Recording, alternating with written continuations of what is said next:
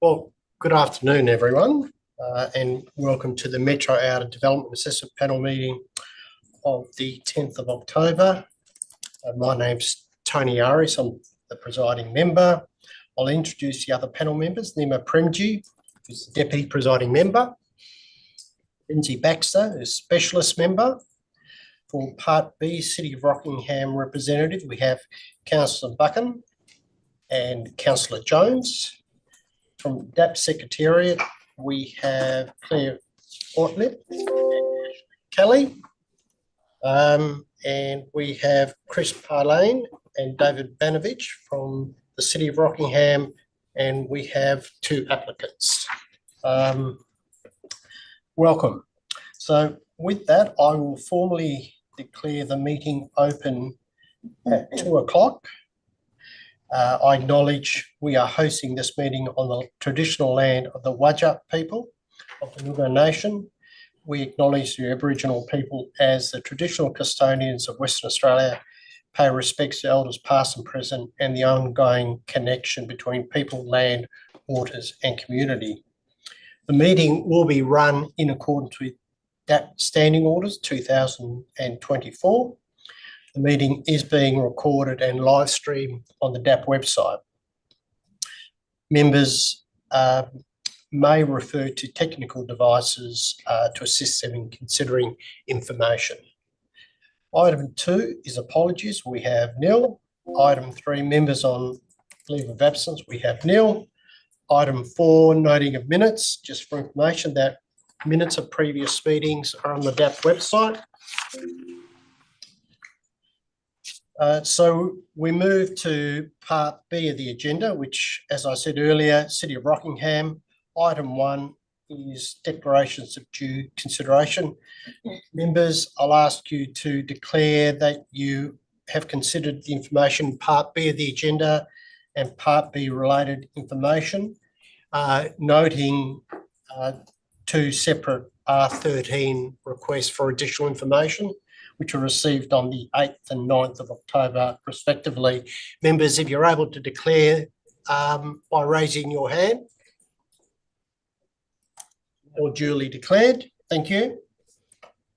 Item 2 is disclosures of interest, and we have disclosures of interest, both impartiality from Councillor Buchan and Councillor Jones. And the reason for the disclosure is that the item under consideration was considered at a council meeting. Both councillors have declared that they are not bound by the council decision and can deal with the matter with impartiality.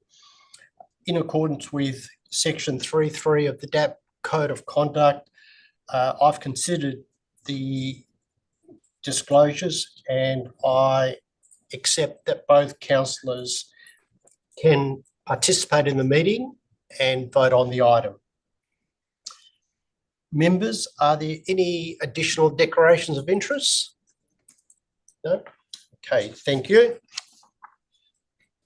So we move to item 3, which is Form 1 DAP applications, and item 3.1, which is Lot 10, Louise Street, Rockingham, and it's for group dwelling development.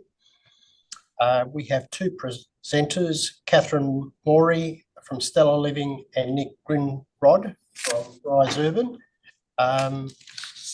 Standing orders allow for a 3-minute presentation. I have agreed to an extension for you, Nick, for 5 minutes. So I'd suggest 3 and 5 is not a long time. So focus on those issues that you think are most relevant and an opportunity for questions. So Catherine, over to you.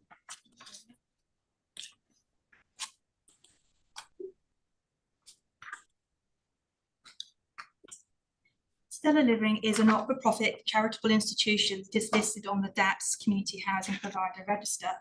We're focused on building a better tomorrow through the provision of sustainable, affordable housing. We believe that an individual's entitlement to stable, appropriate housing is a key element of participating in the community. Stella Living delivers housing projects and provides its own tenancy and property management services. Our portfolio of safe and affordable housing is provided to families and individuals who are on low incomes. And each year, we provide a place to call home for more than 500 people who live in our 270 properties. The target group for the project will be older people on low incomes who require social housing. The target group will be on age pensions and generally struggling to find suitable, affordable private rentals. This site will provide tenants with easy access to the amenities they require to live a better life. The state government has Rockingham listed as being a high demand area for people who are registered on the waitlist for housing. And this project is excellently positioned to provide social housing for the City of Rockingham. Our business model focuses on using the surplus funds we get from our current portfolio of properties to pay for the development of new properties. Stella Living house tenants who are on the state housing waitlist, who are on low incomes. The rents are charged based on a percentage of the tenant's income and will always be below market rent. The state government sets this arrangement and it limits our cash flow and ability to buy and build new homes. Our business is always marginal, especially with the rising cost of maintenance. The Lewis Street land was purchased in April 22 to provide 16 townhouses. The project was submitted and successful in receiving grant funding from the State Social Housing Grants Programme, and the project is jointly funded with the state providing a grant of 3.73 million and the balance provided by Stella Living. Stella Living cannot afford to fund the build without this large injection of capital. Since the project commenced, we've had to reduce the total dwelling yield by 2 units to accommodate the new precinct structure plan. In addition, the cost of construction has increased by 2 million. The increase in the existing cost will need to be supported by both state government and Stella Living's limited balance sheet. At this stage, the new design requires Stella Living to invest 2 to 3 times the original amount we had budgeted for, and we're not in a position to fund any further design changes which increase the cost of the build further. If we're not successful in getting the planning approval with this design, it would mean that this project will not be able to proceed and the land will remain vacant and undeveloped. Thank you. Thank you, Catherine. Members, questions? Just a quick question. Do you plan to have a caretaker or someone on site to manage the place? No, I mean, Stella Living, we've got complexes ranging from 6 units up to 70 units, and none of them have caretakers. And we run them pretty well and pretty smoothly.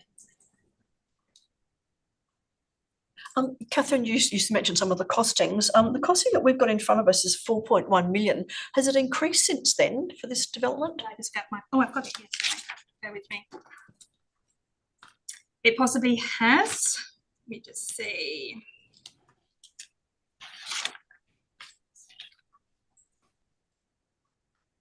Yeah, so the total cost now, we had some costings done in September. It was at 6.2 million. That's quite an increase from when the development application was submitted. Just following on from Nema's question, so this is a build to rent proposition, isn't it, of the 14 dwellings? It's built to rent already. What's your time frame if development approval were to be granted? What's your time frame for getting it underway? We would, depending on how quickly we can get on site and get the building permits, I'm anticipating that we will get the builders on site in February.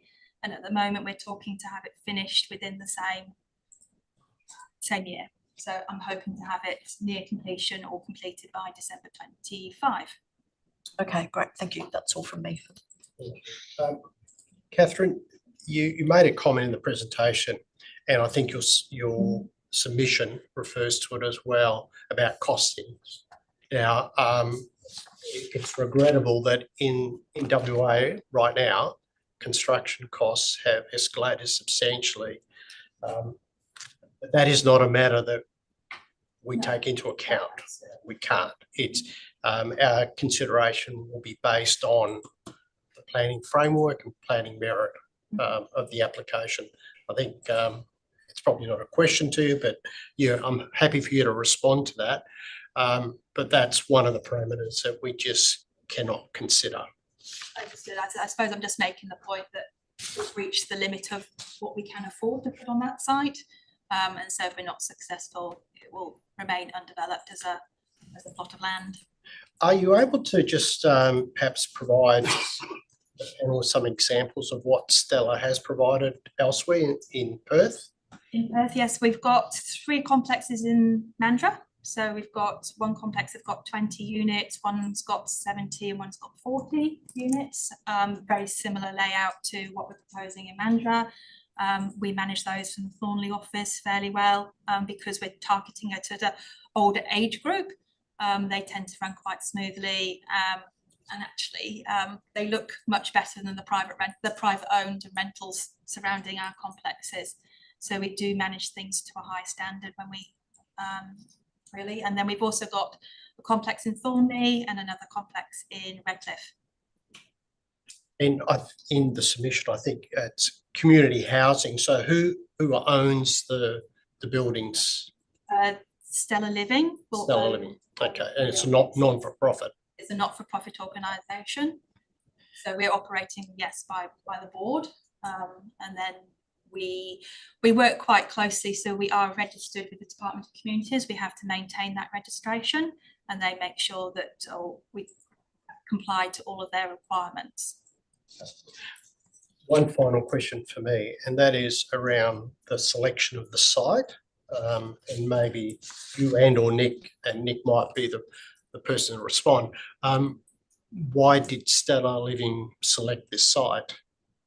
We selected at the time, there were 3 sites that we were looking at. So one of them was in Byford, which we've gone ahead and built a complex there. That's just about to finish, very similar arrangement. And Rockingham was a different suburb that we wanted to move into. Oh, but this site specifically within the city centre, was that a consideration? It is a consideration in terms of, yes, access to amenities. And I think at that stage it was the right size plot for the group of homes of around 20 that we were looking at. Okay, thank you. Members, any other questions? Councillor? Yep, can you hear me? Yes, we can. Okay, good. This is a question for either of the people presenting. I can't see them on my screen, but I'm just wondering why that block of land was selected, given it is within our city centre. It's part of our Rockingham Strategic Centre, and as such it has certain design requirements. We're looking for higher density in that area, so we're looking for more urban, 4-storey, a setback of between 0 and 2 meters. I just wondered if anyone could justify why they submitted plans for 2-storey with a much larger setback. Can I answer that question via my speech? Yeah, Councillor, perhaps if we could just say that question, we'll ask Nick to do the presentation. Yep, sure. We can ask questions of both presenters. Might be easier. Okay. Yep. Okay. So, thank you.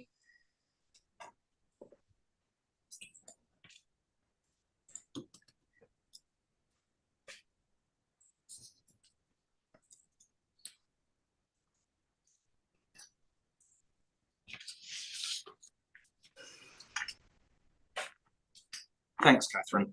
I'm Nick Grindrod from Rise Urban, and in my deputation, I'm going to cover the planning reasons why we think this development is worthy of approval. In this regard, we'd like to thank the DAP for requesting draft conditions to support an alternate recommendation for approval, and we urge all members to support that alternate recommendation. Firstly, there is a legal precedent that seriously entertained proposals such as the precinct structure plan should be given more weight than the current planning framework. We agree with the city that the DAP should give the incoming planning framework much more weight than the soon-to-be superseded planning framework, if not all weight, given its approval is imminent and certain. There's another relevant legal principle, which is that more specific requirements in planning frameworks take precedence over less specific requirements. For example, the 2 to 4-storey height range designated for this site takes precedence over the objectives as they relate to height, which we think this development meets anyway.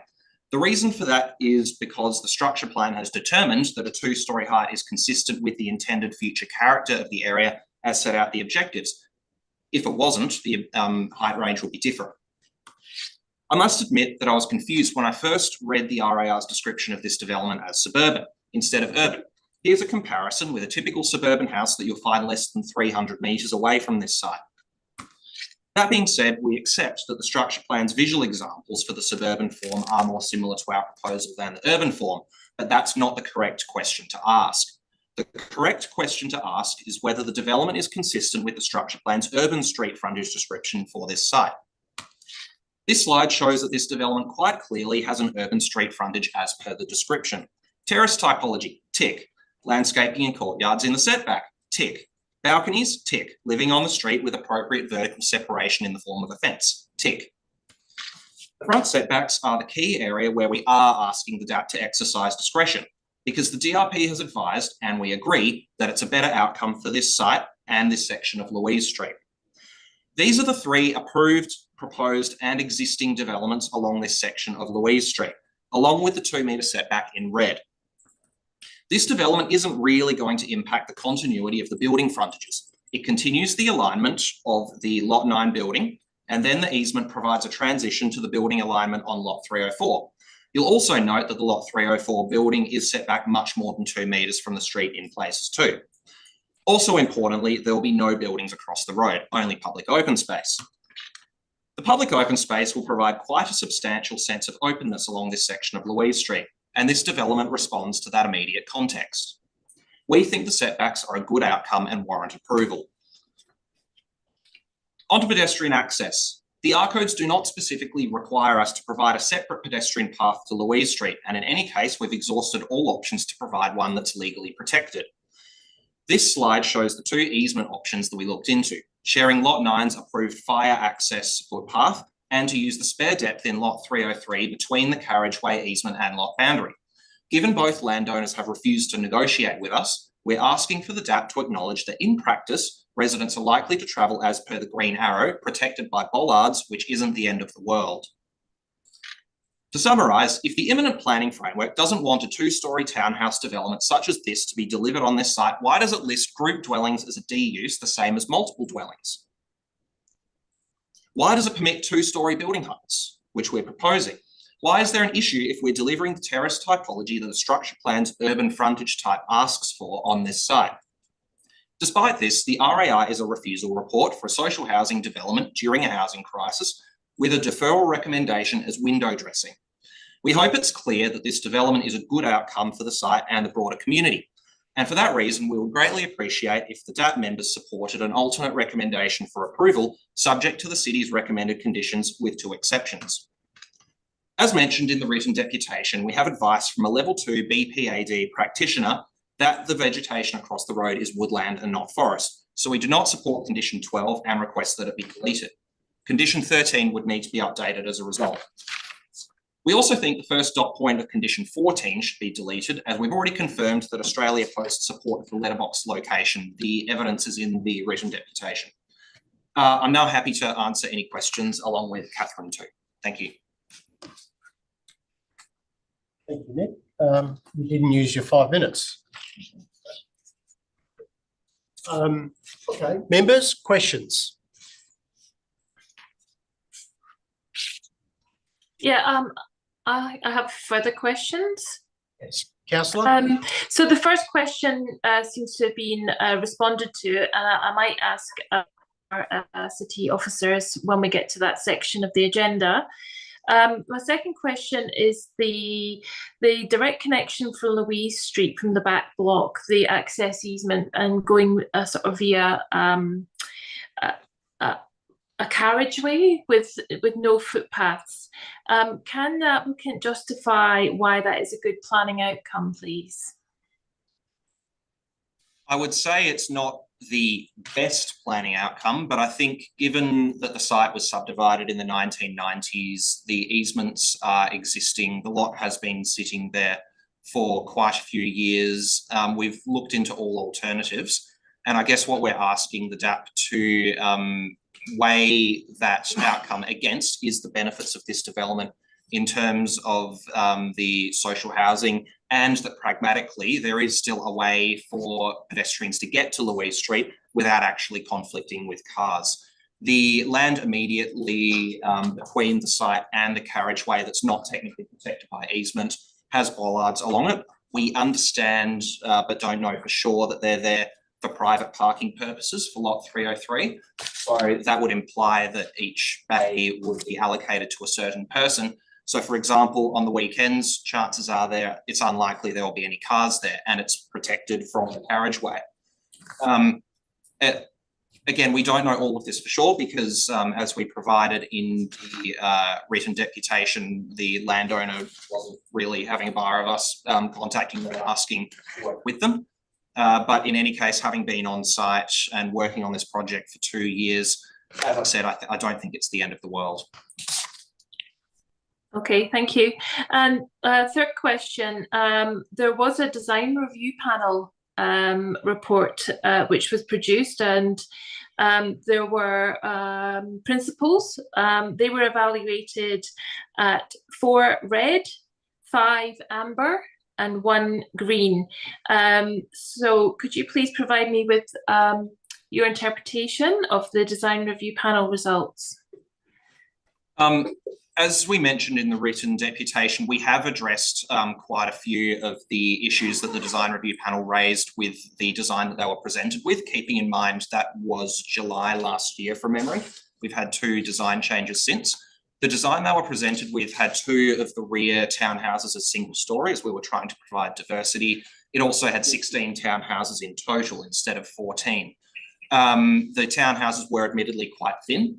And so we I guess Catherine in particular worked out a way to keep the development consistent with the funding arrangement and drop 2 dwellings out so that we could widen them so that the living rooms and upstairs areas were functional, I guess. The 2 houses at the back we increased in height because we had to from a planning perspective, that we essentially didn't have a choice. Hopefully that helps. Okay, thank you. Just following on from that, I think in your presentation, the written submission, if I recall, you suggested that the plans we have before us are not the plans that the design review panel considered? Yes, that's correct. There have been 2 sets of changes since. Okay. So how different are they, given the question the councillor Buchan just raised? Well, I guess it depends on how long is a piece of string. They're not substantially different in that we haven't taken a 2-story development up to 4, but we have made as many changes as we possibly can within the project constraints to address those DRP comments. So it's still the same typology. We proposed terraces initially. This is a terrace typology development. That hasn't changed. The plans that the DRP looked at actually now comes to mind. We did actually have that setback slightly decreased up front, but the DRP actually said, no, we think it's a better outcome for the buildings to be set back a bit more. The diagram that I showed in the PowerPoint, I think, is good evidence of why that's a good thing, because you still have that street front presence, but also all of the outdoor living areas are north facing. So you'd have people recreating or doing whatever they do in their front yards looking over the street. It's a good CPTED outcome. It's a good visual permeability outcome. It's a good activity outcome. So we think it's actually worthy of discretion. So that's why we've applied for that. Okay. Yeah, I think Councillor Jones, you had your hand before. Did you have a question? It was probably going back to Catherine. I know we don't really deal with the economics of it, but can you just remind us again? So the project's gone up 2 million. Are you having to guarantee other funding to make the project proceed from the government, or? That is a conversation that we're having with the government at the moment. We'll have to, following today and working out, yeah. And have you locked in a builder with that cost, or is that just a QS type of estimate? No, it hasn't been signed on, but that's what our builder will hold for us pending getting it. Okay. All right. And the question, I guess, was going back, I mean, in the RAA, it's like what was approved in 2013, like a mixed use 3-story building. did you have a look at that, or that's just outside of your scope? You're only just looking at residential, not mixed use? For this project, we're only allowed to build social housing. So that would be outside of our scope. Okay. Yep, that's all my questions. Thank you. Thank you, Councillor Jones. Ms. Premji? Yes, waste management plan. Have you looked at, which is I see in the R13, come back with a condition about waste management plan, given the city is bringing in FOGO? How do you expect the development to rate that? So I might just hold this plan up to the, yeah, I'll hold this plan up. So there is a waste facility inside the development just here. Our understanding is that there is enough redundant space. You can see the, hopefully I'm showing the correct part of it. There we go. There is enough space for a few extra bins, and then if you extended it out a little bit closer to the driveway, we would imagine there would be enough space to fit the extra bins in there. One option that we have also looked at is private waste collection as well. That's something that has been actively looked into. To be honest, it's not something that we've looked at in any form of detail, given we only got the draft conditions a few days ago. But we do think that whatever the case is, say we do need to provide space for more bins, say it's a private waste collection scenario that we have to deal with, that can be dealt with by condition in any case. So we're open to further work on that, but in any case, we don't think it's going to fundamentally change the development, and we don't think that a requirement to accommodate all three sets of bins is going to result in substantial design changes or anything like that. And how about in terms of clearing it? You're relying on the city services, the services that the city provides to empty the bins? Well, I guess we were intending to determine that as part of the clearance process. So I guess it would be ideal to use the city's services, but if for whatever reason it's not possible, or there are some city requirements that can't be met, we are also flexible to use that private waste option. As Catherine said, it's not our first preference, given that is an ongoing cost for the development, but it's something that can be tolerated. Thank you. Nick, in your presentation, you provided your view on due regard of the review that has been undertaken of the strategic centre and then Amendment 91. You went on to say that, in fact, your view is that it should be given greater consideration than current requirements, which I'll be honest and say I don't agree with, and there's plenty of planning law that indicates we need to, as a decision maker, we need to have due regard to the current planning framework. I don't disagree that's something that's imminent. If we consider what's imminent, can you sort of clarify how it complies with the proposed framework? Well, in terms of building height, it's 2 stories, which is a permitted building height. This is the Rockingham Strategic Centre Precinct Structure Plan. That's what you're referring to? Yes. Okay. There's also the urban frontage typology, which is, I guess, specifically allocated for this site. As I mentioned in the presentation, there is a, I guess, diagram in the explanatory section of the structure plan that provides further clarity on that.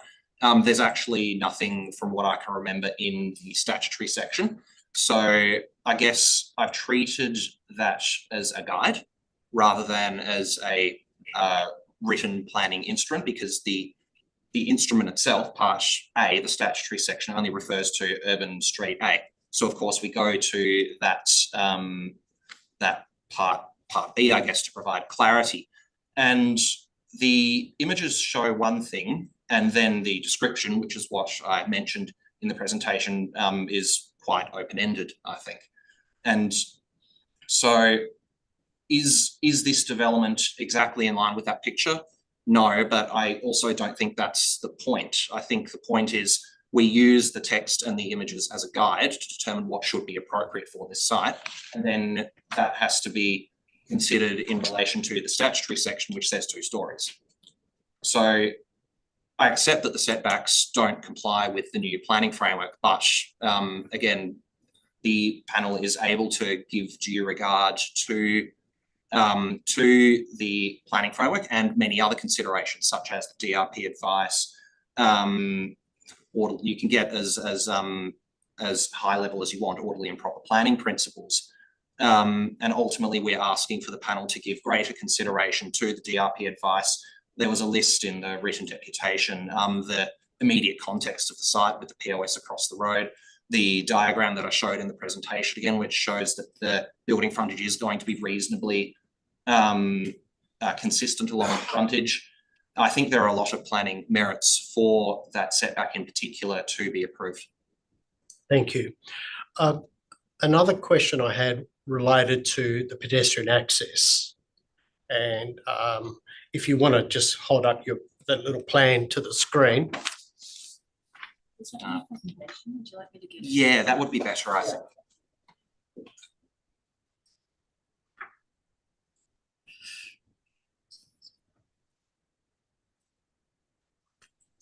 Thank you.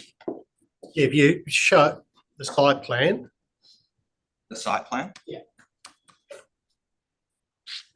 Okay, so the 2 units on the corner have pathways that intersect with lot 330?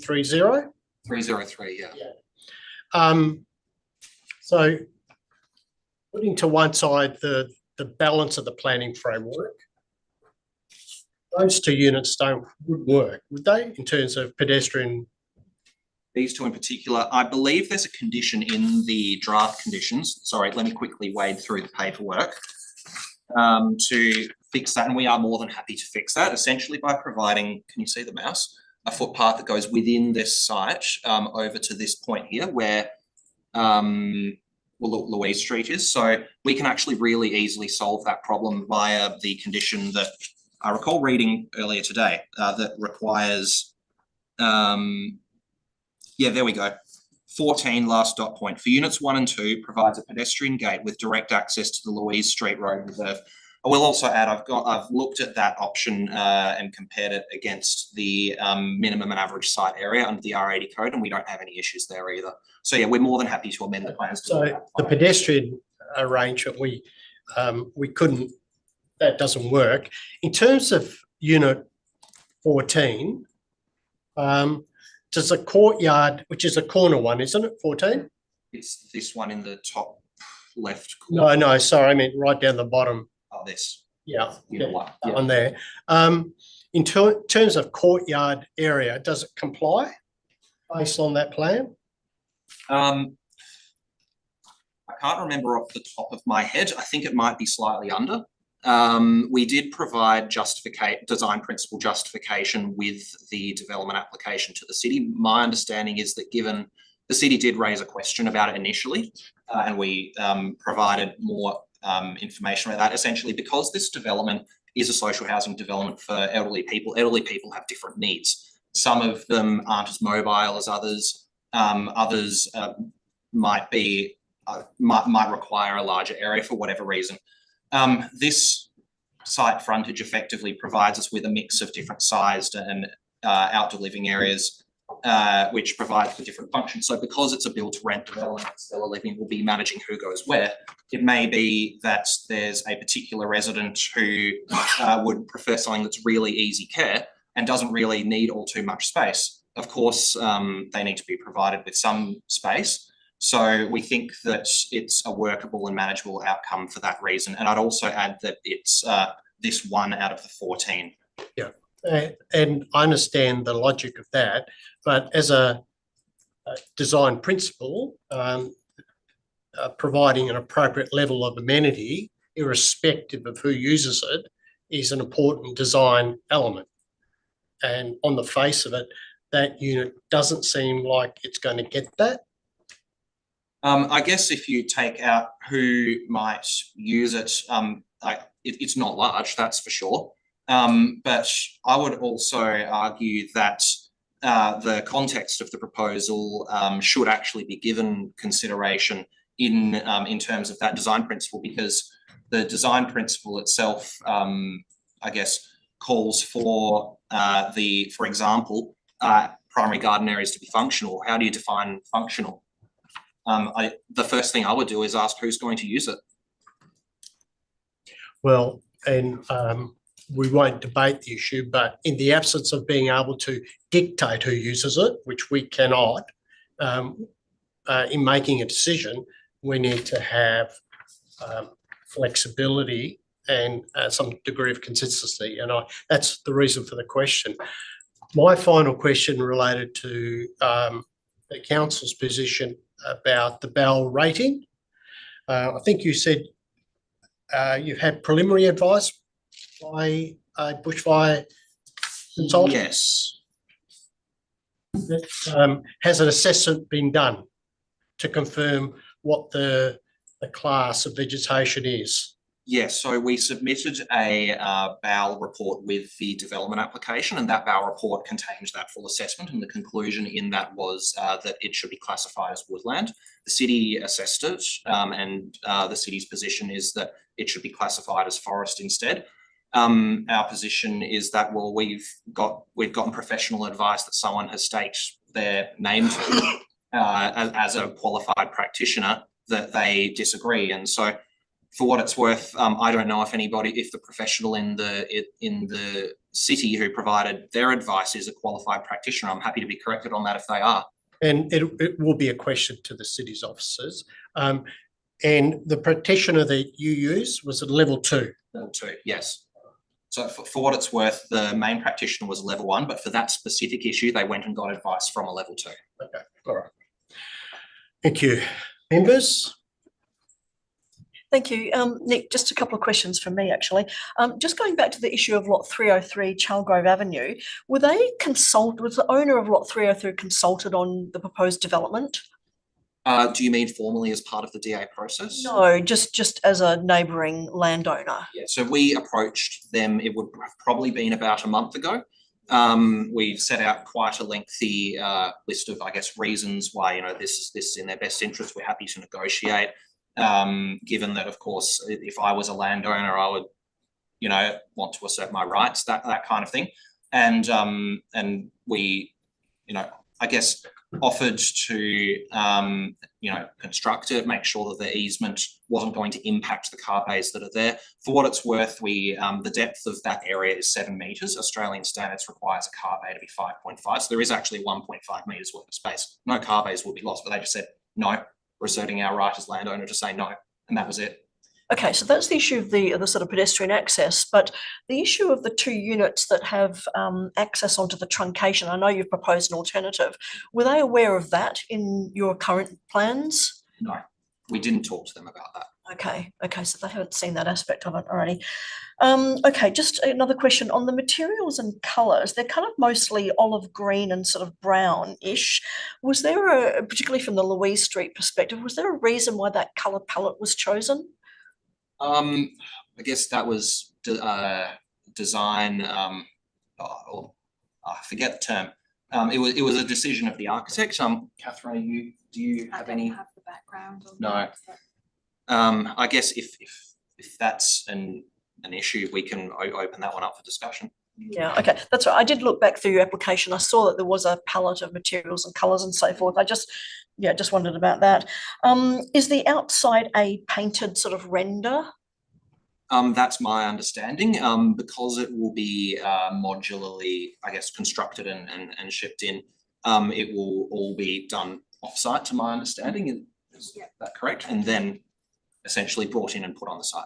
Okay, and also with the submission that you made, I noticed that your fire management consultant has indicated the difference in the rating of woodland versus forest, but they also mentioned something about the pine timberlap fencing would need to be replaced. So what sort of material would that be replaced with?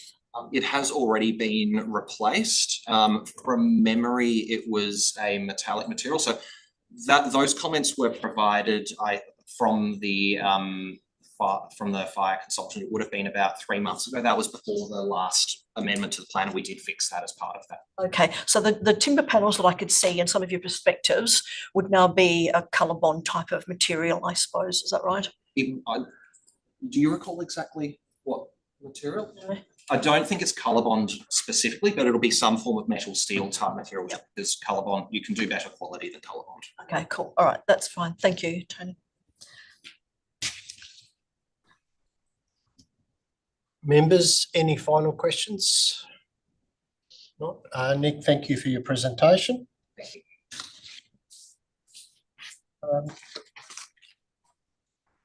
Move to his officer. Forward.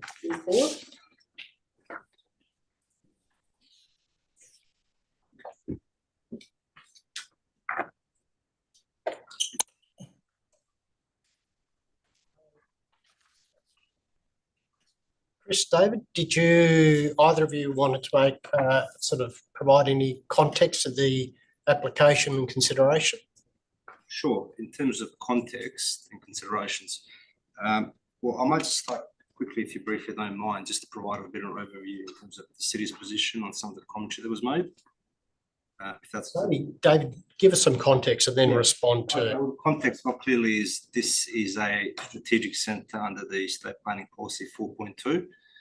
Activity centres, the State Planning Policy requires for strategic centres to provide a precinct structure plan. The city is currently finalising a precinct structure plan, which will guide future development of the area. I know that this is probably one of the first precinct structure plans that will be approved via the WAPC through the new precinct planning policy. So there's a lot of emphasis in terms of getting this framework across the board to guide future development. At the same time, the existing framework still applies, given that approval of the PSP in its current form may be imminent, but the form of it's not certain. For example, precinct intent through the recommendations of DPLH at officer level are looking at more broadly extending the intent to clarify the distinction between the northern urban portion that we've actually brought into the plan and also the suburban portion, which is more planned for urban infill at a higher density and scale. So approval in terms of due regard is imminent, but the form that it's been currently assessed under is not certain. And sorry, I interrupted. You were going to talk about comments in relation to Look, presentation. in the city's view, the issues are quite simple from the city's perspective. We consider that the setbacks to the street that are proposed are taken a bit too far in terms of what the policy by design review. Furthermore, any setback which is a deviation away from the street setback is also consistent with the existing and planned character of the area, which as demonstrated in the background section of the city's report as an urban feel with mixed use and residential developments framing the streets at a 0 to 2 metre setback. The planned framework is quite clear that it seeks to get a similar outcome, except under the impending framework. The only thing that really changes is there is a relaxed position of the land use composition. So we're trying to move away from mixed use, but we're introducing residential at a higher density. The build form expectations are relatively the same. In fact, the city wasn't really too pleased to see these two residential blocks as residential. We thought it would have made more sense to retain them as mixed use, but anyways, we're in a position where we're considering group dwellings and multiple dwellings in that area, which is okay, subject to getting an urban edge feel. The development is described as a terrace style of development, which is a form of dwellings that is characterised by side-by-side dwellings and that share internal walls with each other and have balconies in front of them. Terrace dwellings can be taken in a form of urban and suburban form, and they can be considered as group dwellings. But when they're brought towards the street, when they frame the street, they do have the ability to present as multiple dwellings. That's why under the precinct plan, multiple dwellings are the preferred land use. Group dwellings are a discretionary land use under the scheme under the proposed. but that's heavily contingent on getting a form outcome that's reflective of that, I guess, amenity of that area, which is that urban feel. Just to point out, my deputation also provided commentary about the urban edge description. I just want to emphasise that the PSP clearly states that front setbacks are more modest in these areas. It still allows for landscaping. However, the building becomes a more prominent feature on the street with balconies and courtyards addressing the street. So it's pretty clear that the build form is to provide, or the expectation is to provide, an urban edge with a 0 to 2 metre setback, not a setback that's more reflective of a suburban type environment. If you actually consider this setback in the context of R codes, it's reflective of light density, R12.5 to R20 setback expectations. So that is our, I guess, argument in terms of the urban versus suburban. Just quickly on the,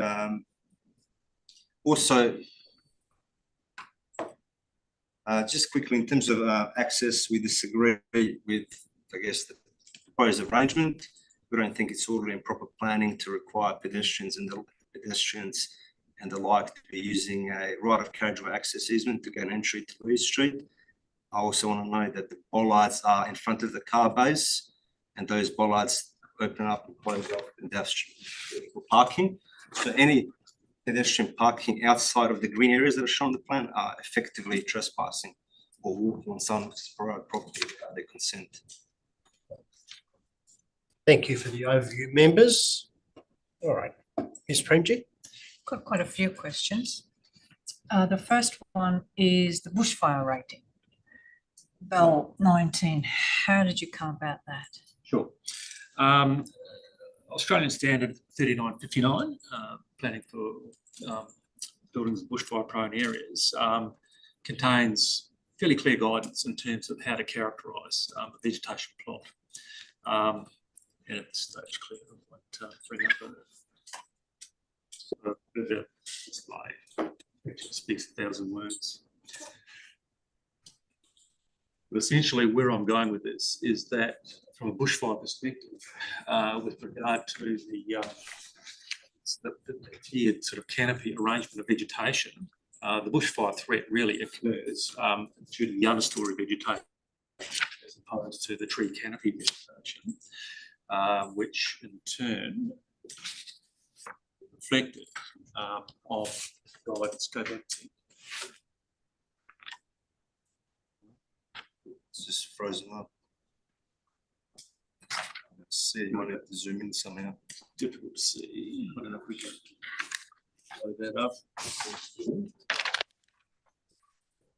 Oh, right, yeah, cool. All right, so basically, Class A forest, Class B woodland are represented in these diagrams here with woodland characterised by essentially an understory that is predominantly grassy, okay? And compare that with where you might be able to see open forest. That's the third one from the left on the top row. Hard to see, but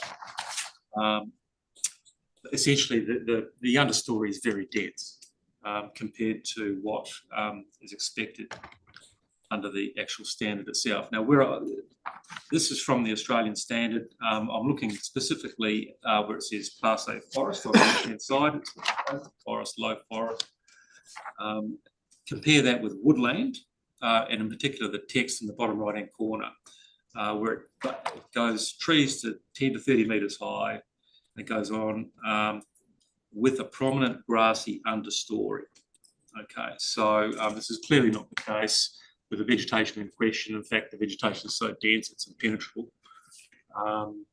And in our opinion, Class A forest is a more appropriate classification.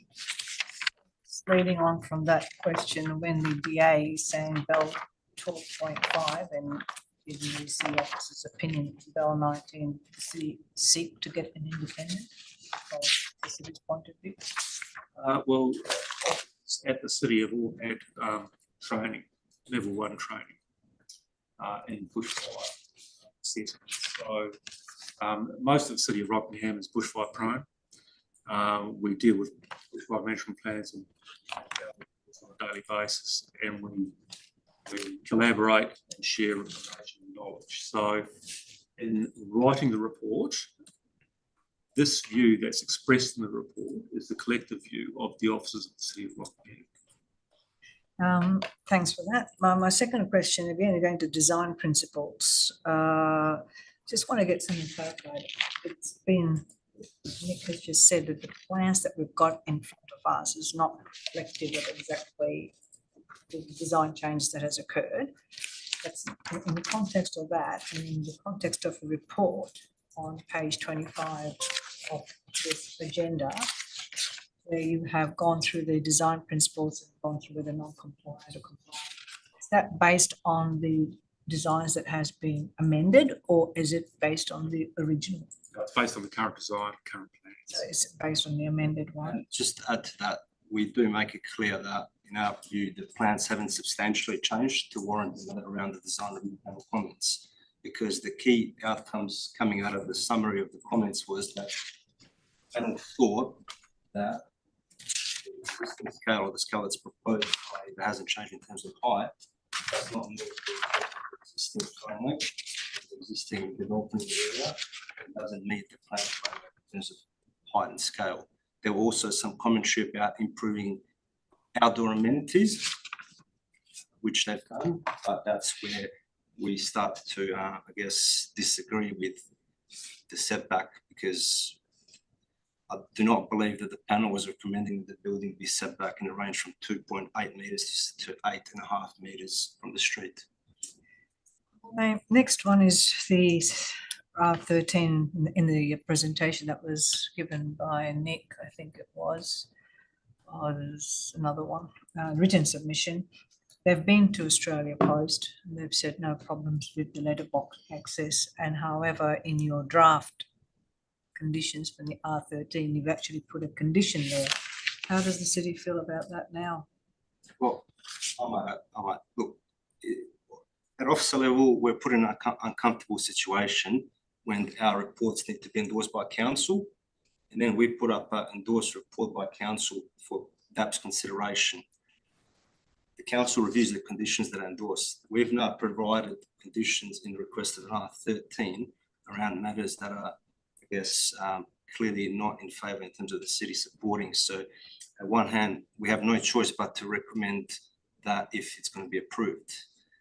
Personally speaking, whilst Australia Post does support the location of the letterbox, there are other users that may rely on the letterbox location to gain entry to the site.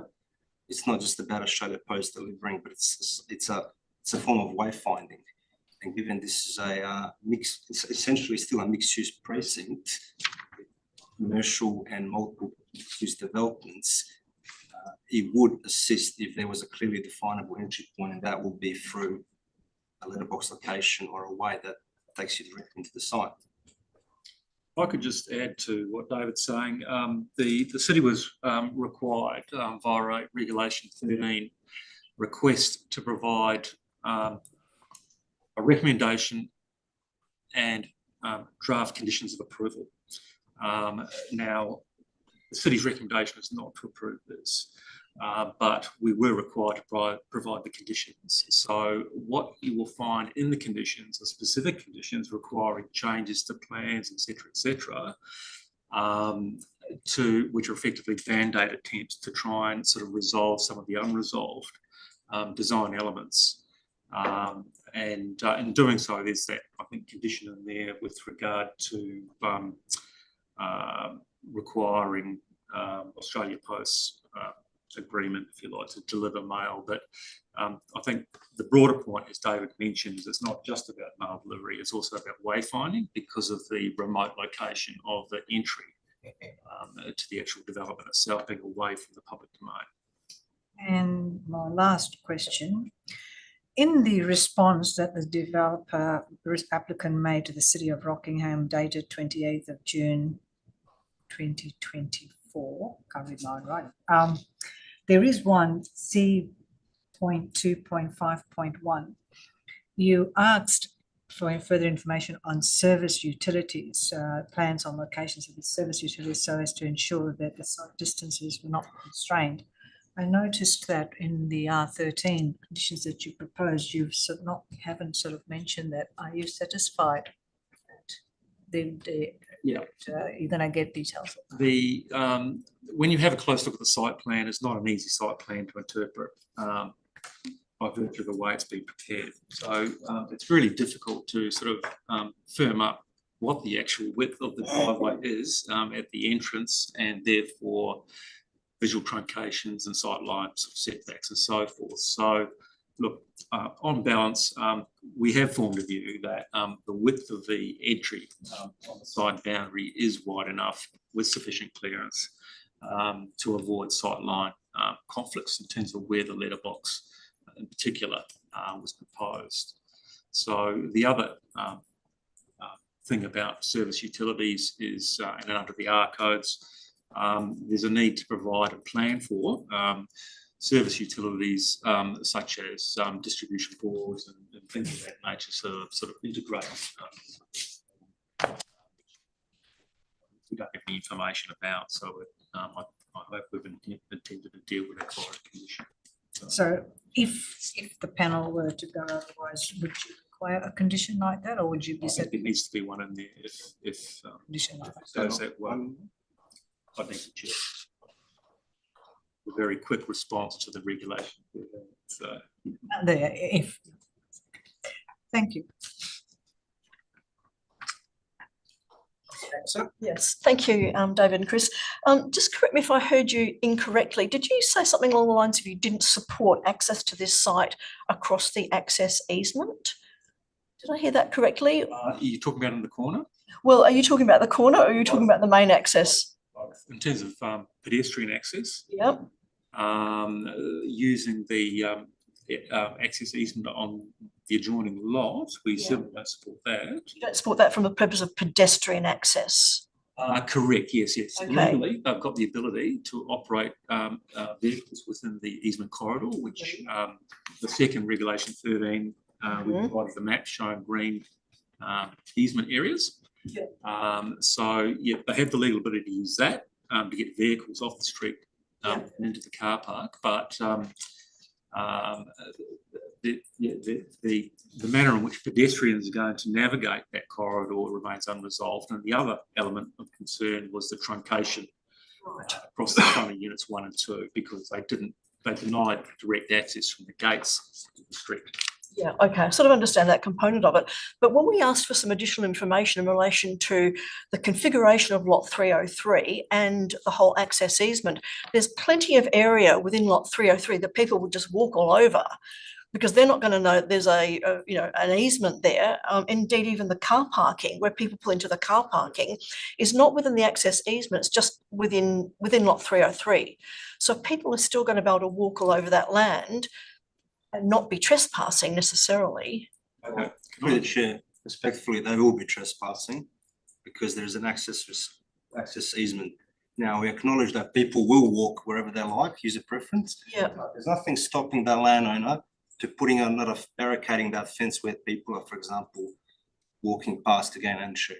And then what happens in that case? Okay, so how do they, if they park where they could park, how do they get out of their cars to go to the commercial development elsewhere without trespassing lot 303?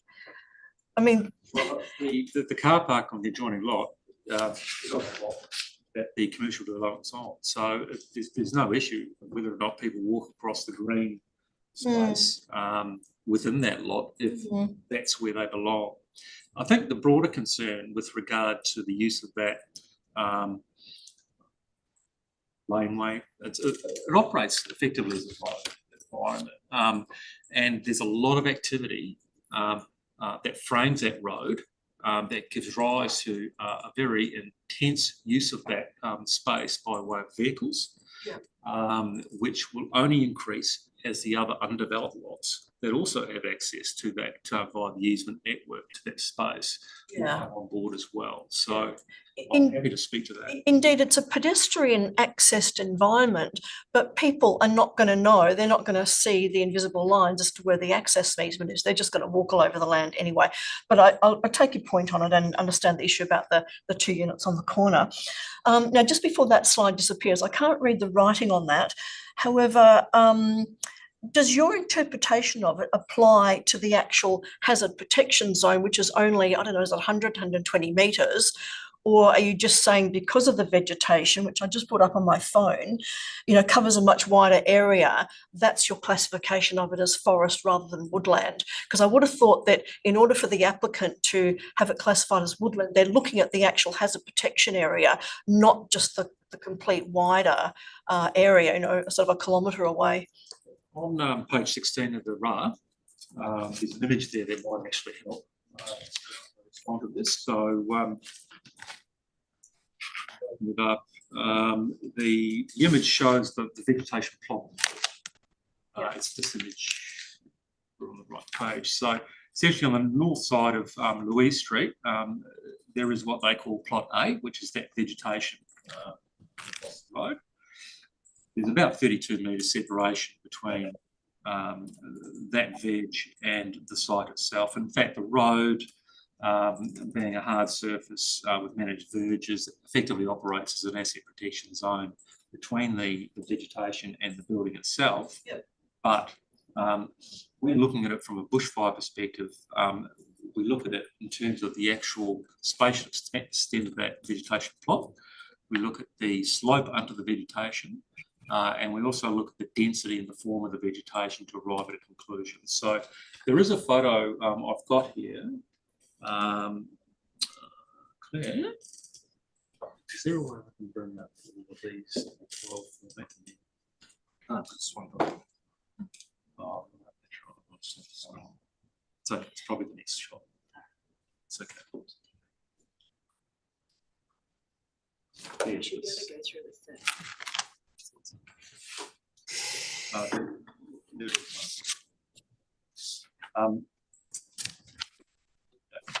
I don't know if you can see it there clearly. This is of the vegetation in question. And what you can see is trees potentially up to 30 metres tall, but certainly at the lower understory levels, you've got vegetation that's so dense you can't see through it, and it's certainly not what woodland is characterised to be, with a predominantly grassy understory. That's where we're coming from. Okay, so your definition is both within the 100 and the 150 assessment area, that you consider that to be forest, not woodland? Yeah, only to the extent that it's shown as being plot A. Yeah, sure. Area there, Yeah, all right. Okay, thank you. Just on that issue, our panels deal with this whole issue of bell ratings and bushfire management plans on a weekly basis. And we do rely on certified practitioners to provide advice, and they are certified. So we do rely on that. Where we've had perhaps a difference of opinion, as we do today, of what a particular rating should be or class, it's not uncommon to get a peer review. Or in this case, we've got a level 2 certifier, we get a level 3 certifier to provide that comfort where there's a just difference of opinion. Is that something that satisfy the council? Well, we deal with these on a daily basis, and we often have these sorts of conflicts where you've got your certifier certifying a particular classification, which the city doesn't necessarily work with. When you go back and look at the Australian standard that describes in words these different vegetation types, what you'll find, particularly around woodland, is contradictory.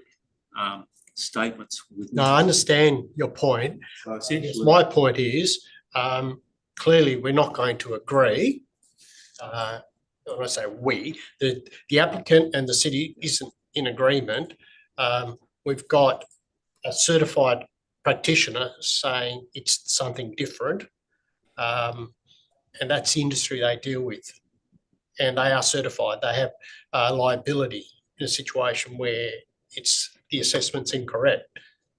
Tony, we've never really gotten a peer review when it came to a ballot assessment for a DA. It's common practice that we'll do that for service stations when it comes to emission impact statements or matters where we don't agree on traffic impact statements. It hasn't really occurred for ballot assessments. All right, that's fine. Councillor Buchan and Councillor Jones, did you have questions? Yeah, I just have one for the city staff. I was wondering if they could perhaps elaborate on the intent of the new framework, specific to just this sub-precinct, please. Well, thank you.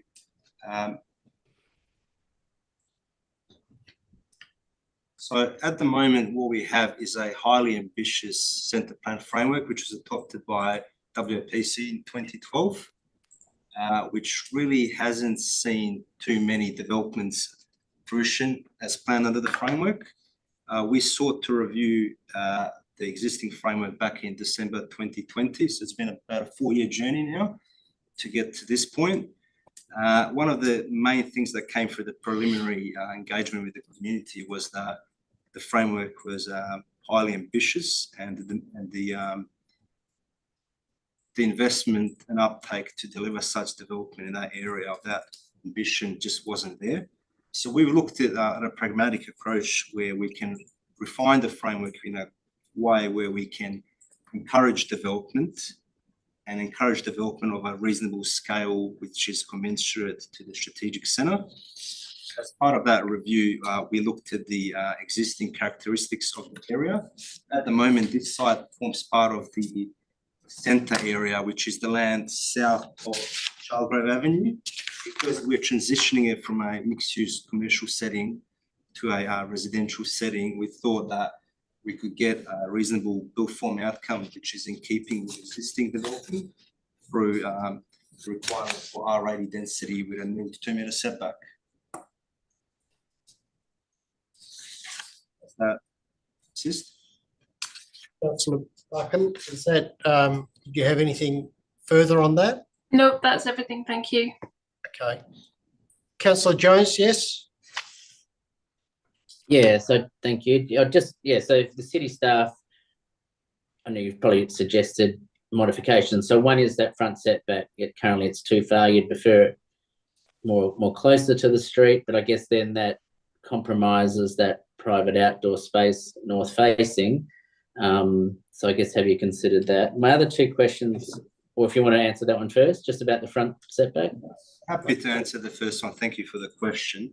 The proposed framework and the existing encouraged scale for a group dwelling typology with such orientation is not uncommon to use a balcony as a primary outdoor living area, which this particular development has.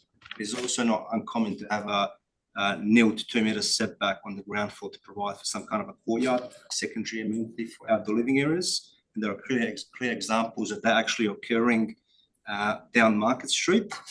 So there are ways to basically satisfy or more closely align with the intended framework, but also deliver residential amenity.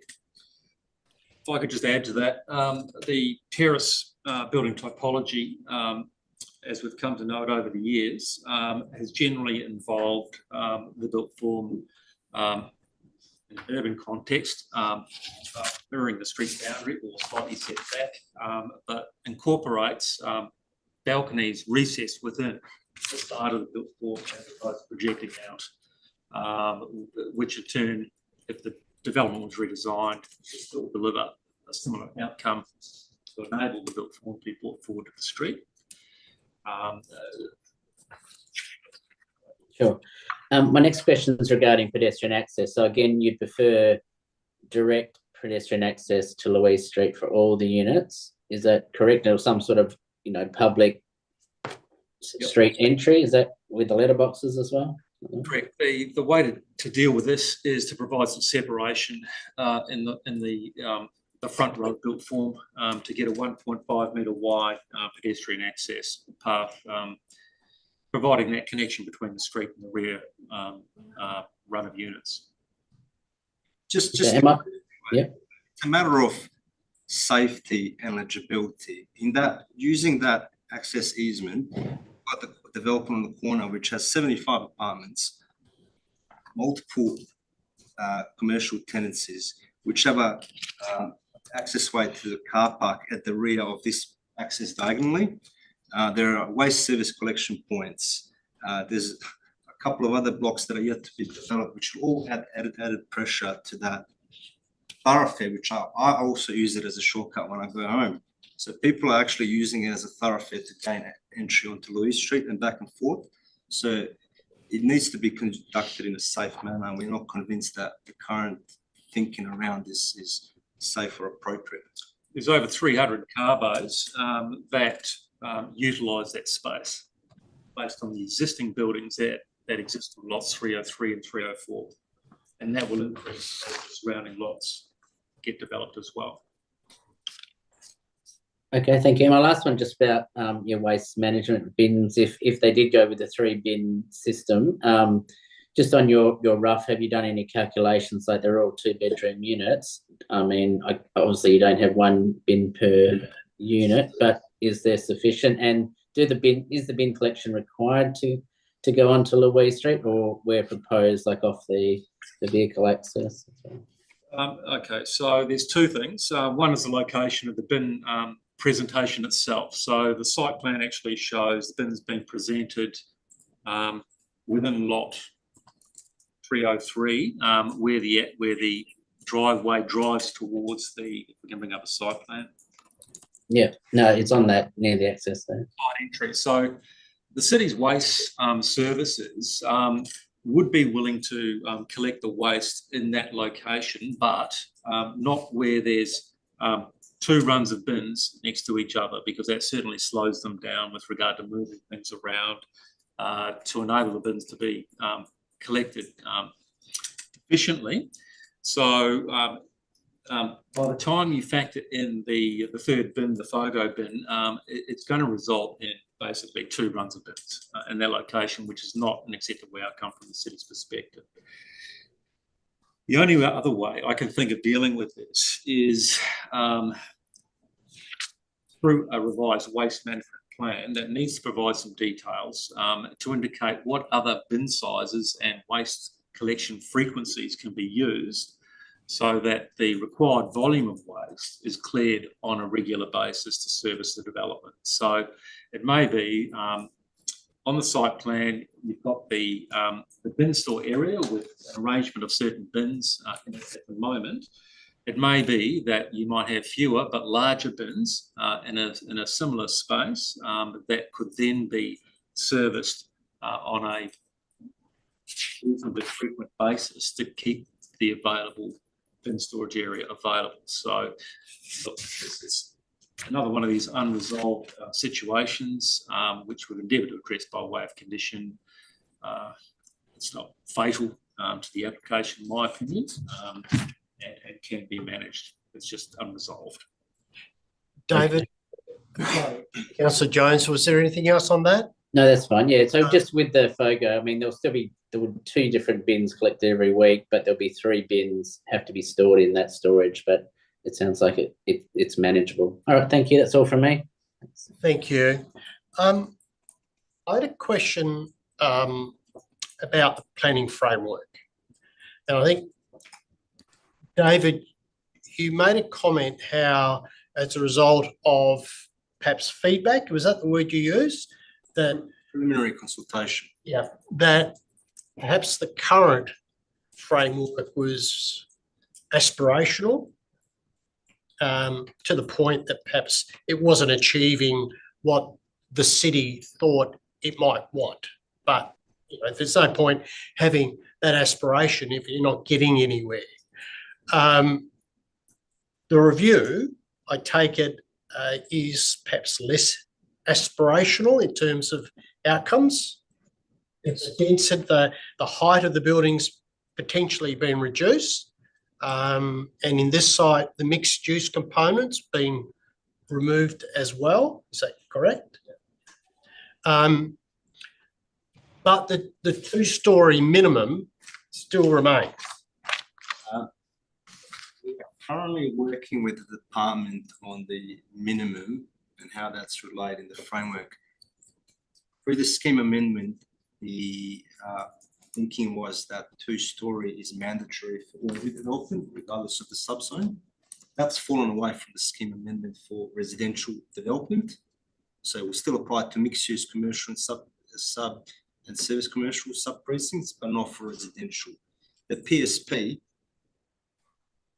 which is going to be presented to the WPC Statutory Planning Committee, hopefully in the next month or so, will be refining the wording around that to encourage two-storey as a minimum where development is of a density of R80 or in proximity to amenities. And we think that on that basis, this development would fall in that category of the two-storey expectation as a minimum. Okay. So, Sorry, Chris. The main differences between the existing and the proposed frameworks, I think, as it relates to this particular development, include building height. Under the current framework, it's a 2 to 9 storey building height on this site. Under the proposed framework, we're talking 2 to 4. With regard to street setbacks, under the current framework, it's a nil setback. Under the proposed framework, it's 0 to 2 metres. With regard to land use at ground level, under the current framework, it's a secondary retail commercial mixed use type expectation for this site, whereas it goes straight residential under the proposed structure plan.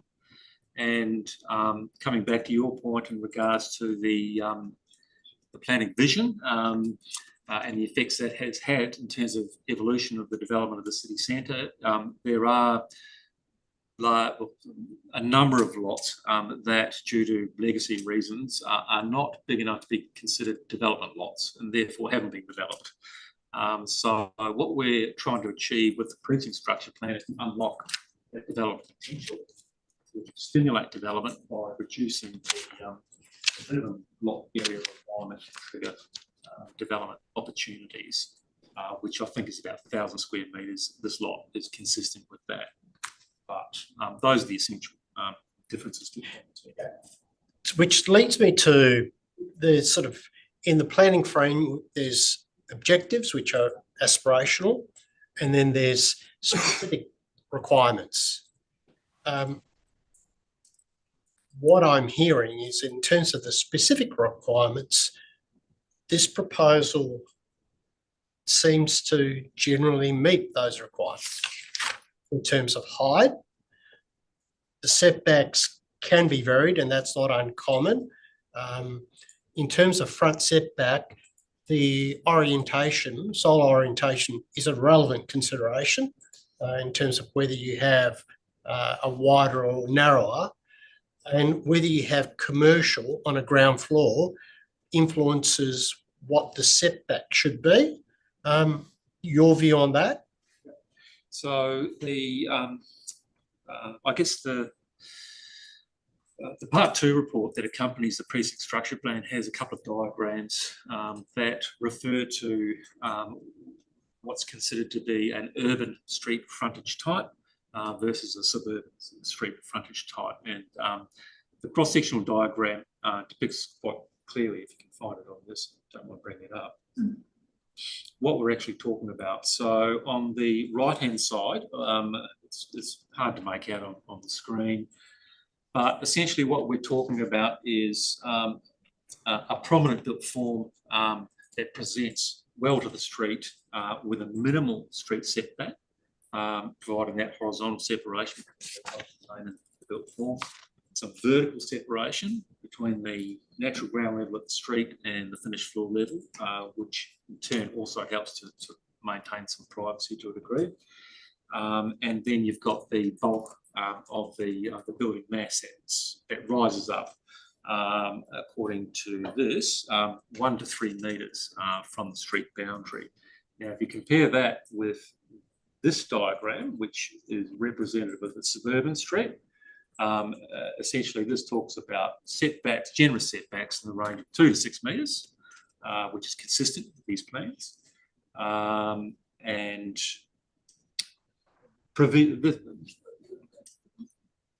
larger street setbacks are going to create more opportunity, if necessary, to place your courtyards in front of the built form. But certainly the precinct structure plan with the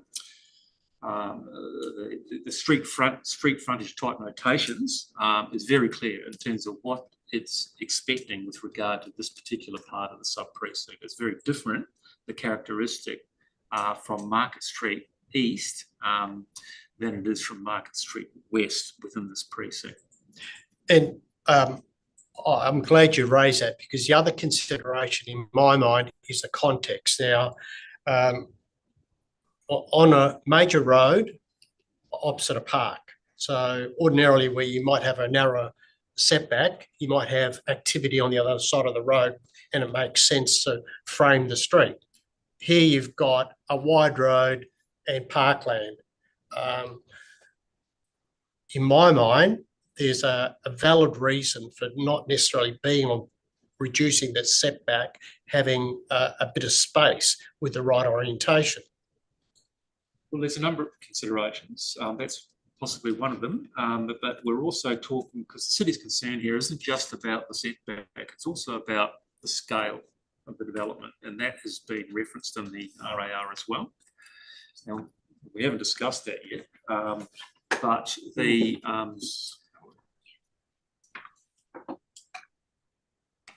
what the city is looking for to deliver on the building typology we expect for this particular part of the sub precinct is a building that has more prominence when viewed from the street, and that to achieve that entails bringing the built form forward, excuse me, and looking at the roof form as well, see what can be done to make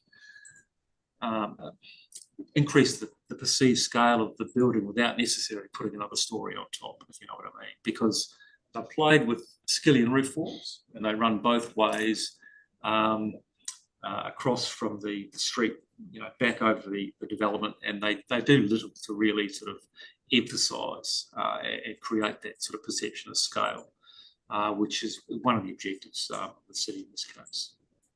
Okay. So can I just add to that, Tony? So the site is located here. Across the road, whilst it's currently a parkland, all this purple land is identified for mixed-use development. This is a highly confidential matter, but the plan for this area in terms of density and scale, given the AUKUS implications, will significantly uplift the scale in terms of density and height in Rockingham to anything that we have in City of Rockingham at the moment. This plan was done at a time when we thought that the framework looked at reducing the scale. With the implication of AUKUS, there are now proposals to uplift that scale. So whilst there might be a slither of POS across this frontage of the site, majority of this in terms of scale and height and context is going to be quite high. The reason why this site is R80 along with this site and this site as well, which is a large land holding, is because of its planned future connection for mid-tier transport through the city's Rockingham City Centre transit system, which will provide a mid-tier transport connection from the train station to Portugal. And that transport connection already comes up to here from the train station.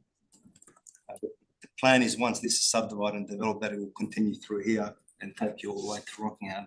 So the reason why we're seeking for R80 density with the setbacks that we're proposing is because of its proximity to the city centre transit system and also to the shopping centre. If we wanted our R60 density with a 2 to 6 metre setback, then we probably would have designated that land R60. Okay. final question, obviously the applicant has in the presentation indicated that the review of the strategic plan and amendment 191 finalisation is imminent, and I think you agree with that. It's imminent, but it may not be in the form that was considered at the moment, because as I mentioned, for example, sub-precinct intent will clarify the semantics around the wording. It's pretty clear when you look at the sub-precinct that the land to the north through here is identified for suburban development, R40 and 60, and this development through here is more urban with an R80 density.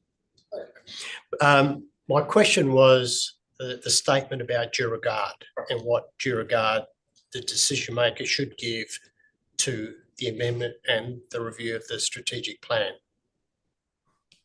What is your opinion on that? We've taken a practical approach because we are coming to a conclusion of this 4-year journey. The amendment has been approved by the minister subject to mods. We've made those mods. The amendment cannot be gazetted until such time as WAPC approves the structure plan. And we are still working with department staff for them to put up a recommendation through WAPC to put up to WAPC. We're hoping that will happen by the end of the year. What also needs to play out before both can be gazetted and is that we need to make all the changes.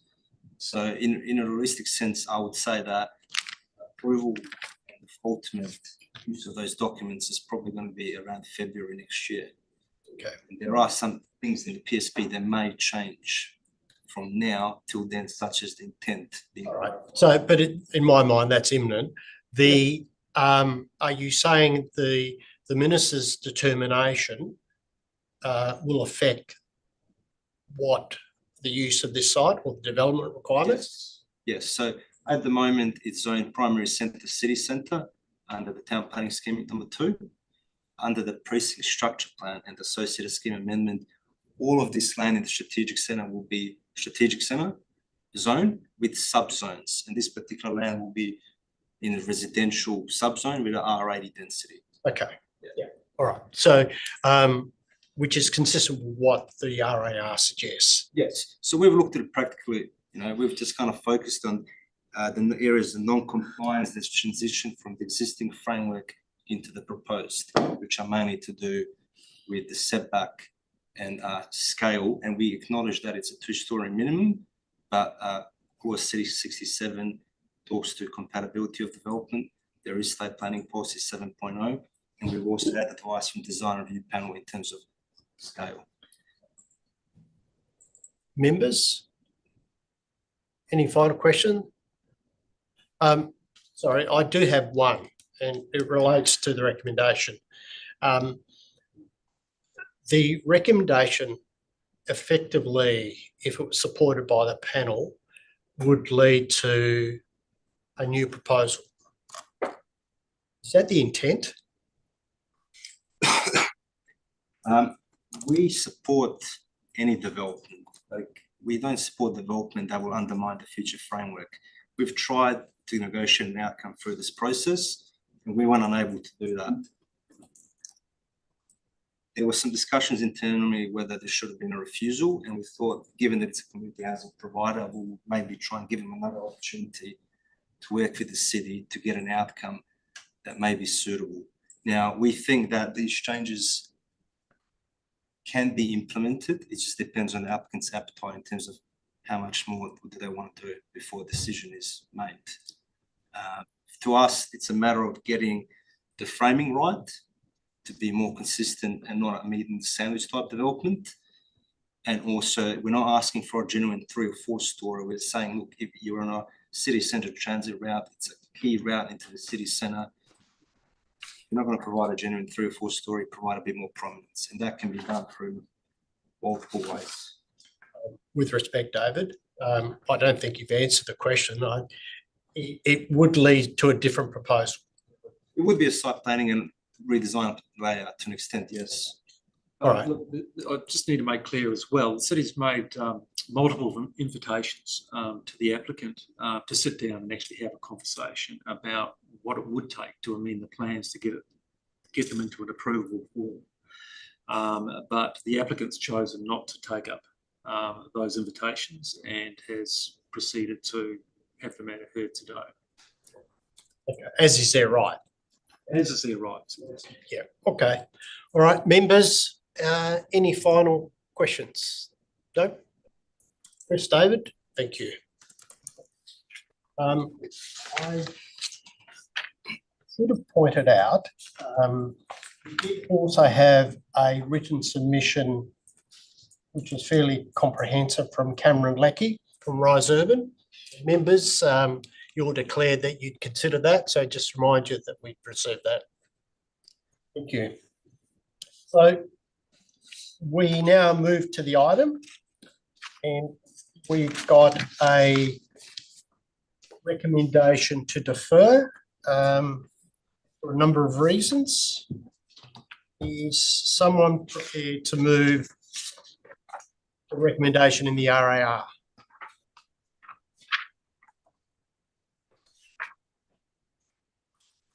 Councillor Buchan? Yep, I will move the recommendation in the RAR for deferral. Seconder? Councillor Jones? Happy second, thank you. Councillor Buchan, did you want to talk to the motion? Yes, I just find that the building scale is not representative of the existing and proposed planning frameworks, and I have concerns in particular about the setbacks. Some of the design elements that we've spoken about with the very small yard and the pedestrian access way, I just can't see that as a good planning outcome. I am respectful of the fact it's an affordable housing application, and we know that affordable housing is a huge item on the state government's agenda. And I would rather that the applicant work with the city officers to try and get this this application over the line. So I'll support the deferral. Thank you. Thank you. Councillor Jones? Yeah, as I guess just the built form, I guess that's the main concern about that pedestrian access where most people have to walk through that access way. I do agree, I guess, with the applicant that, you know, the scheme does allow 2-storey and group dwelling is a discretionary use. I mean, I don't know if a better form would be multiple dwellings, one on top to keep or increase the density, but I guess in dealing with the application before us, I still don't believe it's the best outcome, and a slight redesign or a major redesign is probably a better outcome. Just also comparing it with the current context around it, those existing dwellings which have more height, and knowing what could also come into the area with extra density and that transit route as well. So I support the deferral. Thank you. Thank you. Members opposed to the motion? Ms. Baxter, did you want to talk to it? I don't wish to speak on it at the moment. I'll vote accordingly if it's put. Okay. Anyone else? Ms. Pringy? I'll speak when it's put to vote. Yeah, okay. Well, when we go to vote, opportunity will be lost. Will it? Yes. Okay. So I should put an alternative? Or you can speak to the motion and foreshadow it if you like. Okay, I'm not going to support a deferral of this application. I think that's actually tantamount to a refusal. I will put an alternative motion subject to what happens with the motion on the table at the moment. Okay, thank you. So foreshadow an alternative. Ms. Primji, did you want to talk to? Yeah, I agree with the specialist member. I do not believe that this particular application should be deferred. I think there is room to move forward for an approval with conditions that could satisfy some of the objections that have been brought, but also that the development does meet the intent of the planning framework. Thank you. I won't support the motion, and the reason for that is effectively the deferral's a refusal. It is not the role of the DAP to make the application better or substantially change. I do note we impose conditions, but it is not the role to substantially change the application. And the current deferral is tantamount to that. And as one of the other members suggested, it is in fact a refusal of the application. And that's what this panel needs to do, is consider the application before us. And I don't think the motion to defer it with those reasons, there was probably the opportunity to defer it for different reasons, but not require substantial changes. So I would not support the current motion. Ms. Baxter, did you foreshadowed a different motion? I do. Do you need me to speak on that now, or it's quite lengthy? That's okay. First, yeah. That's Yeah, okay. All right. So, Councillor Buchan, you moved the motion. Did you want to make additional comment? I would like to hear the foreshadow motion so that I can consider it in my decision making, please. If Ms. Baxter has a better idea, then it should be just debated as a foreshadow motion. Okay, yep. Before you make closing remarks, Ms. Baxter, can you just foreshadow without explaining the reason what the motion would be, the alternative? Okay, well, the alternative motion would be to approve the application with conditions, and I have some probable motions to amend some of the conditions. Again, as the presiding member has said, not to substantially change this application, but hopefully to sort of manage it into a better outcome. So my motion will be to support it. Okay, thank you. Councillor So, Buchan? yeah, in summing up, there's not much more I can say other than based on the design review panel outcomes, the fact that in the locality there are other developments that this development will be out of character with currently, either approved or built. And I don't believe that this application meets with the planning frameworks. Thank you, Councillor Buchan. You closed debate on that particular motion. So I'm going to put that. All those in favour? Opposed? The motion's lost. 3-2. Ms. Baxter, you showed an alternative. I will, thank you. Firstly, thank you to the presenters and their presentations, and also for responding to questions from the panel.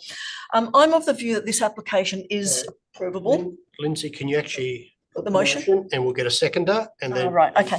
All right, so I'd like to put the motion for approval with conditions. I will move and foreshadow some changes to conditions, but that's my motion on the table. Okay. And the conditions as per the R13 generally? As per the R13, and again foreshadowing some changes to those though. All right, is someone prepared to second that? Ms. Premji? Okay. Ms. Baxter, do you want to second the motion? Probably foreshadow changes to As well. conditions. Okay. So I'll work with. Let's do them separately as well. Yeah, we'll see whether they overlap. Okay. First of all, as has been noted, the RAO proposes deferral rather than refusal, which gives it the benefit of some doubt. And in this case, and having regard to the need for the typology of housing with a willing developer and hopefully a builder, I'm inclined to give it favourable consideration. While I appreciate that the reasons for deferral are not reasons for refusal, in fact, they are matters that the city planners consider should be resolved, they could probably not be sustained in an application for review to the State Administrative Tribunal if in fact they were reasons for refusal. Having regard to the additional information submitted by the applicant, in my view, deferral reasons 5 and 6 fall away. By virtue of submission of additional information, Australia Post has indicated that it can access the location of the post boxes, and the applicant's fire management consultants have suggested that the classification of the woodland on the other side of Louise Street is Class B woodland. As to the concerns about built form, strategic intent, etc., and thus deferral reasons 1, 2, and 3, I totally understand the vision that the City of Rockingham has for the wider strategic centre and the desired form of development. Yes, it would be ideal if the scale and form of the proposed development was 3 to 4 stories, maybe even mixed use like the previous approval. But the previous approval did not proceed, probably based on the viability at the time. What gets this one over the line for me is that it does comply with the required density of R80, and it does comply with the desired 2-storey minimum. So it is still achieving objectives for the Rockingham city centre. Further, if the landscaping is implemented as depicted in the application and in compliance with condition 11, then that is achieving a good outcome in itself. It's not just relying on verge trees. I note the issue of urban versus suburban, but I think that's a matter of semantics and should not be heavily weighted. In any event, another train of thought is that a series of terrace or townhouses such as these can break up the monotony of 4-storey buildings, which often have a nil setback, need for a canopy, and sometimes little opportunity to provide meaningful trees and landscaping. I've noted the tables assessing the proposed development against State Planning Policy 7, the residential design codes, and the other strategic and statutory instruments. There are some areas where the proposal may be considered to not strictly comply, but as I've said previously in this forum, the perfect should not be the enemy of the good. The general design and layout of the development is acceptable and fit for purpose. The dwelling units are uncomplicated and provide a much needed home for those in need, and there are many. A community housing provider prepared to invest over $6 million deserves applaud. Personally, I would have liked to have seen a little bit more design flair in the external appearance of the building based on the architectural perspectives. They are very camouflaged colours of olive green and brown. Perhaps the inclusion of brick or some other material to break up the sameness would go some way to achieving or improving that sort of look. I have noted that there is a reference, however, to colours and materials in the application, and provided the City of Rockingham is content with those materials and colours, then I won't seek to change that. I now turn my attention to the pedestrian access arrangements and deferral reason 4. It is very common for pedestrians to use car parking space of residential and commercial complexes. I note that there may be some statutory requirements around this, but in this instance, I don't believe it's fatal to the development. People will need to walk within the car parking area anyway to access the bin store and post boxes, and will walk simply around lot 303 across and outside the easement requirements, the right of carriageway. The pedestrian access from units 1 and 2 onto a portion of lot 303 Chalgrove Avenue is perhaps a little bit unorthodox, but not unworkable. And just because the truncation does not have right of carriageway registered, it doesn't mean that people can't walk on it. It appears to me, as I said before, no different to other parts of 303, which are dealt with car parking or are informal pedestrian access ways or pedestrian areas, but not covered by the right of carriageway.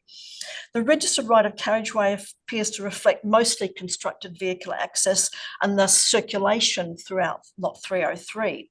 The only issue might be liability if someone fell on the private land, but again, that's no different to other parts of lot 303 generally where people are going to traverse. The right of carriageway was put in place some 16 years ago, so someone must have gone through the pros and cons and how it would impact on development and access. Nevertheless, the applicant in their written deputation has put forward an alternative pedestrian access for dwelling units 1 and 2, and I believe that's actually covered in one of the conditions. I am of the view that the discretion which would need to be applied to the use and some aspects of the buildings is acceptable and does not adversely impinge on any other development or user. Accordingly, I am prepared to support this application for approval with conditions. As I've indicated, I do foreshadow some corrections to some of the draft conditions, mostly administrative, but also some a little bit more substantive. Would you like me to proceed with some of those? Perhaps if you clarify the administrative ones, we can just add those. Sure, okay. Well, first of all, there is a need to include reference to the Metropolitan Region Scheme. I believe Rockingham is under the Metropolitan Region Scheme. There's a need to improve pursuant to clause 26 of the Metropolitan Region Scheme, so that's kind of administrative. Condition 4 is just, in my view, missing a word. It's missing the word remediation. Let me just find my copy of the conditions. In condition 4, the second line of that condition says, and appropriate measures. I think that needs to say appropriate remediation measures to do with dust and windblown sand. That's kind of administrative, not a substantial change. Also in condition 4, the word manor, spelled M-A-N-O-R, should be manner, M-A-N-N-E-R. That's kind of typographical. Yes. Okay. Condition 6, rather than the word qualified engineering, I think that should say be replaced with drainage engineer. Condition 10, again, that's just a little bit of a typographical error. The last word of that condition is development with a capital D. I think to keep it consistent throughout, it can be just a lowercase d.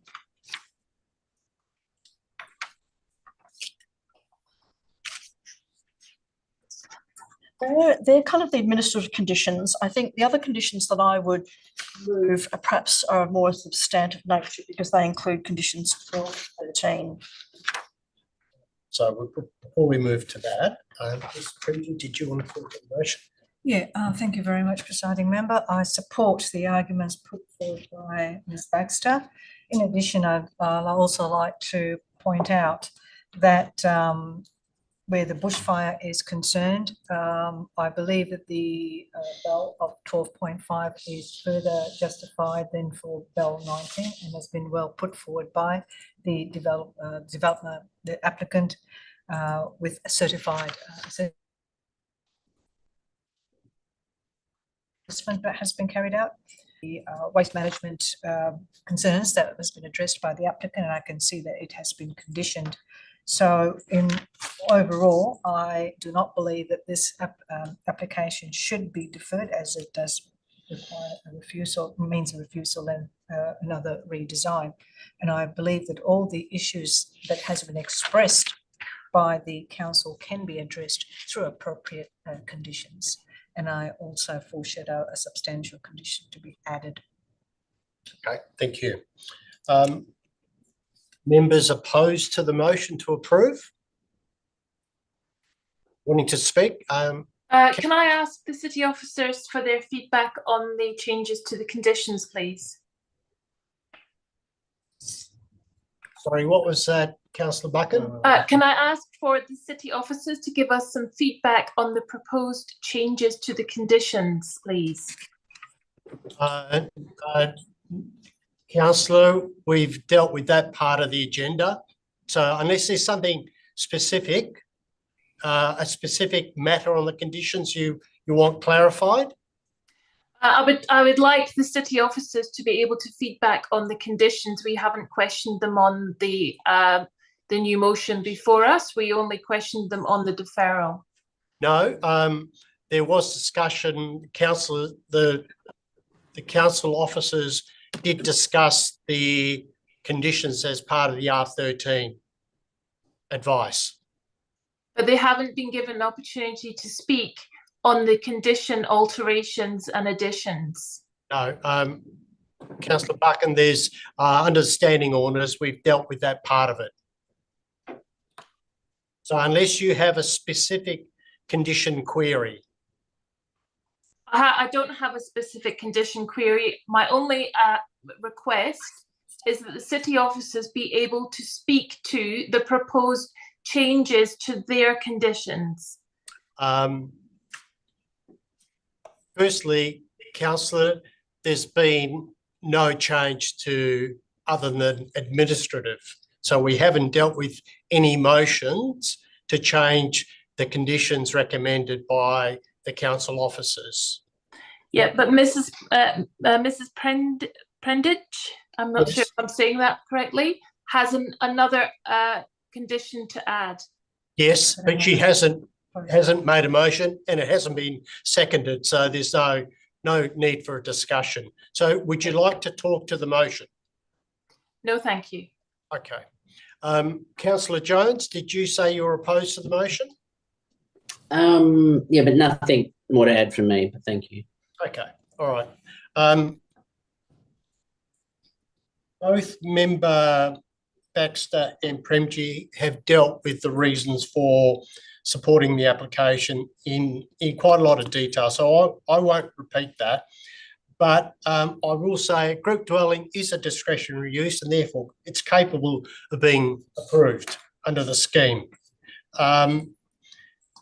We've heard that the planning framework is going to change, which will align much more closely with what's proposed in this application. And that is imminent. Given it's imminent, decision makers under clause 67 are required to give due regard. And given both those two planning elements substantially advanced, that due regard needs to involve proper consideration. Based on that, I don't consider that the proposed development is consistent with the planning framework, having due regard to that. And I mentioned earlier, I also do not believe the grounds for deferral set out in the RAR provide sufficient basis not to approve the application. So on that, I will support the motion. Ms Baxter, you foreshadowed changes to conditions. I did. I foreshadowed changes to conditions 12 and 13.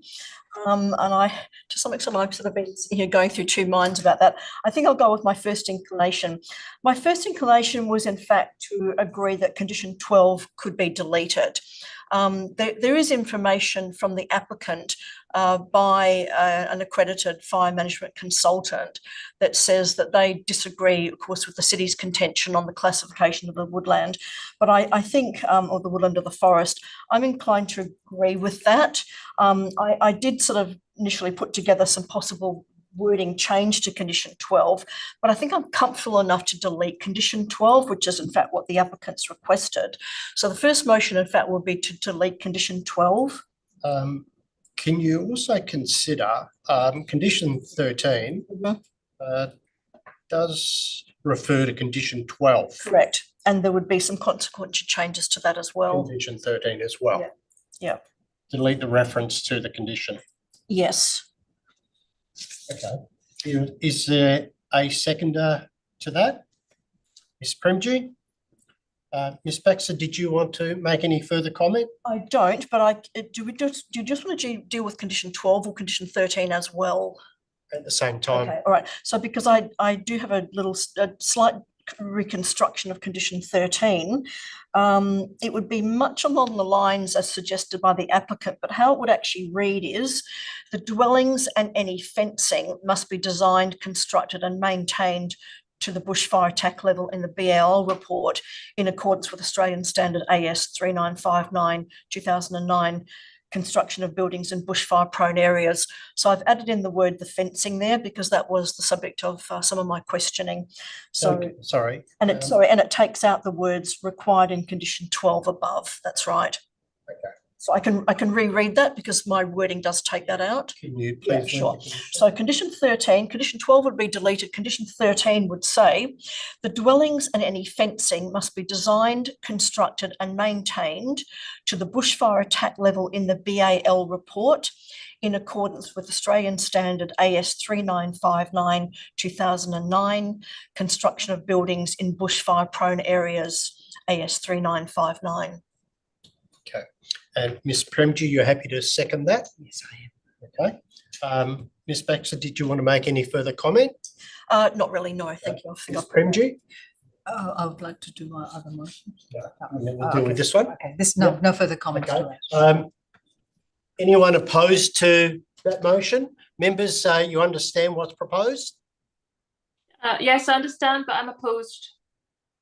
Okay. So did you want, Councillor Buchan, did you want to talk to that motion? No, that's fine. No? Okay. in which case I'm going to put it. All those in favour? Opposed? It's carried 3-2. Ms Baxter, were there additional changes?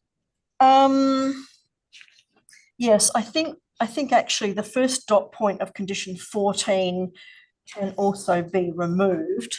I know again there has been some discussion between the applicants and also the city officers about the location of those post boxes, but I don't see that is fatal to the development. So I'd be prepared to support the deletion of the first dot point of condition 14. Okay, is there a seconder for that? Ms Primji? Ms Baxter, did you want to make any further comment? No, thank you. Ms Primji? Members opposed to that motion? Wanting to speak to it? No. No? Not wanting to speak to it? In which case I'm going to put that. All those in favour? Against? Motion's carried 3-2. Ms Baxter, anything else? That's all for me, thank you. Ms Primji, you've foreshadowed. Foreshadowed to add a condition 17.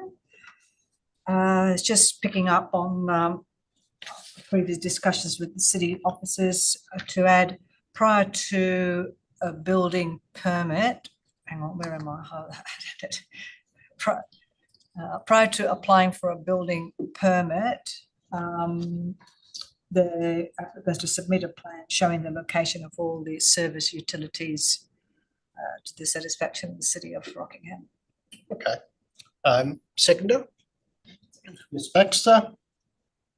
Ms Primji, did you want to talk to that? No, just that when we're going through the reports that has been provided, which have been very, very good from both the city officers and the applicant, I think we just need to make sure that that concern is addressed, which the city has expressed.